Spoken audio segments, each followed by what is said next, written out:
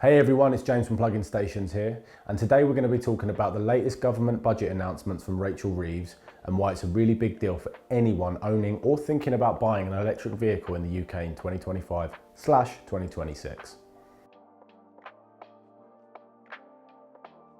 Now I know budgets and tax talk aren't always the most exciting, but this one directly affects EV drivers, and there's a lot at stake here. So let me break it down in plain English, from what the changes are coming to your bills to what it means for the future of electric motoring in Britain. Now, first, let's tackle the headline news for EV owners. Starting in April 2028, if you own a pure electric vehicle, you'll be charged an extra 3 pence per mile. Plug-in hybrids, you'll pay an extra 1.5 pence per mile, and this is on the top of the usual vehicle excise duty, which for most EVs is £195 a year after the first year.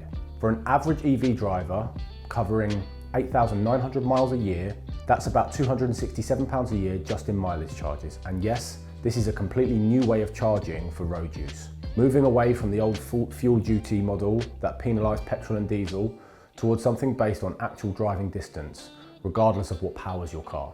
And another important point, for now, you just estimate your annual mileage and pay up front, with the balance rolling over if you drive more or less than expected. It's not real-time tracking, but you will need to report your mileage to the DVLA annually. Reeves and the Treasury say it's about fairness.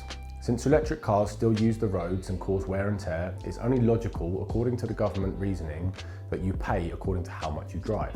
Another reason is the huge drop in money coming in from fuel duty as more drivers switch from petrol and diesel to electric. With this new system, government could recoup over £1 billion a year lost in revenue. But it's not all new charges. There's also some positive news for those looking to buy an EV in the next few years. The Electric Car Grant Programme has just received a boost of £1.3 billion in extra funding. Grants of up to £3,750 are available for certain cars, depending on strict sustainability standards. And more models are now eligible, including the new Nissan Leaf and some Ford and Citroen vehicles. If you're thinking about buying new, especially something mid-range, you'll benefit from raised threshold for the expensive car supplement, which now only kicks in for EVs costing more than 50 grand. If you're thinking about buying new, especially something mid-range, you'll benefit from the raised threshold for the expensive car supplement, which now only kicks in for EVs costing more than £50,000. That saves a lot of drivers over £440 annual surcharge. And what about charging? Well, the budget includes £200 million in extra funding for public and private EV charging, part of the push to reach 300,000 charge points by 2030. Businesses installing charge points get a total exemption from business rates for the next decade. It's good news if you're worried about finding somewhere to plug in, especially outside of major cities. But here's where it gets tricky. If you rely on your car for essential trips, especially in rural areas with little or no public transport, you'll pay more on per mile basis than anyone who drives locally or within a city.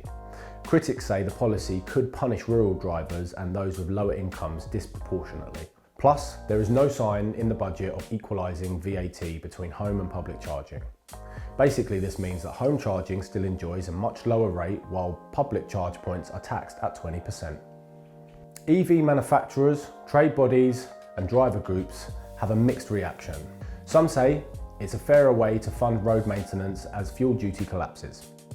Others worry that it could slow the adoption of electric vehicles, just as we need to be accelerating the transition to a cleaner transport method. Concerns remain about self-reported mileage and the risk of people underestimating usage. And for businesses with fleets, the tax on mileage could add complexity, though electric vans are currently exempt. So, what does this all mean for you? Whether you already drive an EV or if you're planning to make the switch to an EV. From 2028, factor in an extra running cost of 3 pence per mile for battery EVs and an additional 1.5 pence per mile for the hybrids. Now, if you're buying new, you need to check if your car is eligible for an improvement grant up to £3,750 off, now stretching over to more models. The surcharge for expensive cars now only applies if you're over £50,000. Mid-range EVs, they get a break. The UK's charging infrastructure should keep improving with new business rate cuts for charge point providers. But if you're a high mileage rural driver, you'll see the costs go up and up and up.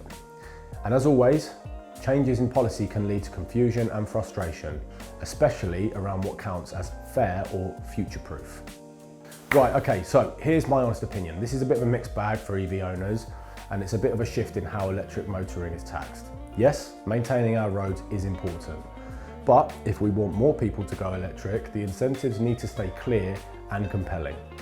As always, plan ahead, budget for the changes, and keep an eye out for the grant eligibility if you're buying a new vehicle. I'll keep following these new developments and let you know when any new updates roll out, especially details about how the mileages are tracked, what happens for businesses, and what support is available for you rural drivers. If you have any questions about your own setup, how these changes might affect your running costs or charging plans, drop them in the comments or come and speak to our team at Plug-in Stations, as we're here to help. Hey, just before you go, don't just stop here.